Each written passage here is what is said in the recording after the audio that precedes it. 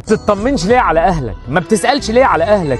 ليه متخيل ان الايام اللي انت عايشها معاهم دلوقتي هتفضل مستمره معاك العمر كله؟ ليه بقيت حتى ما بتفكرش انك ترفع سماعه التليفون كل يوم تطمن عليهم؟ الجواز نساك اهلك، وشغلك نساك اهلك، والحياه نسيتك اهلك، وفي الاخر هتلاقي نفسك نسيت اهلك. والله العظيم ربنا ما هيفتح لك باب، والله العظيم هتلاقي الدنيا معقده معاك طول ما انت بعيد عنهم. مكالمه والله العظيم، اطمن عليهم، اكبر بخاطرهم، اديهم من وقتك، اديهم كل حاجه. مش بقول لك اثر في بيتك عشان تطمن عليهم، ولا بقول لك اثر في شغلك، بس انا بقول لك اديهم مقامهم الحقيقي، اديهم من وقتك، واديهم من صحتك، واديهم من فلوسك، واديهم من حياتك، كل ما تملك تحت رجليهم، واكبر بخاطرهم عشان ربنا يكبر بخاطرك. والله العظيم اما بلاقي اي بني ادم مقصر مع اهله ببقى عايز اقول له فوق فوق يا ابني، فوق، في غمامه على قلبك، في غمامه على عينيك، في حاجات كتير قوي مش هتفهمها غير قدام. بص حواليك، فكر كده انك في يوم من الايام هتبقى لوحدك ومفيش حد جنبك، وهتبقى بتقول